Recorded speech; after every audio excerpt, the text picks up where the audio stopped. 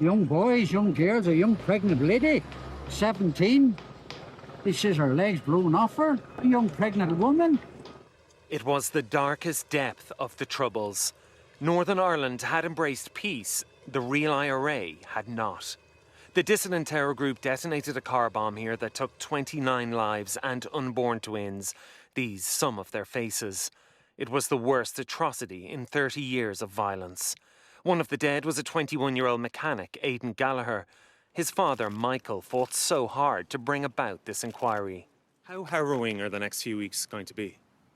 Well, I think what it does is, it brings a lot of it back, a lot of the issues that you maybe don't want to speak about, but it's hugely important.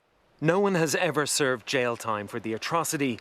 This inquiry won't identify the terrorists. Its remit instead is to examine the intelligence picture from 1998 and ascertain if the attack, just months after the Good Friday Agreement, could have been prevented. It began with tributes to the two Spanish victims, part of an exchange group staying in County Donegal. One, Fernando Blasco Baselga, was just 12 years old.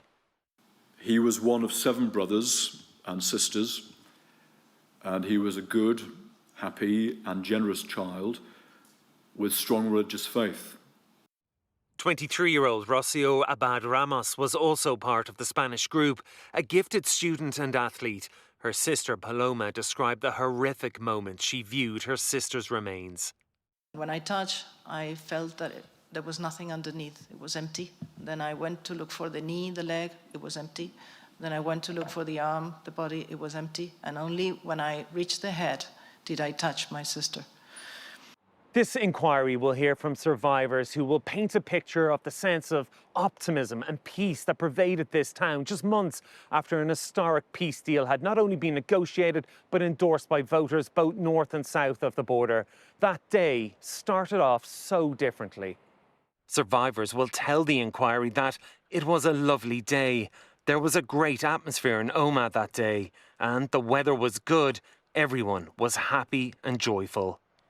The next 4 weeks will bring heart-wrenching testimony of how that day was transformed into unprecedented horror and carnage. Stephen Murphy, Sky News, in Omagh.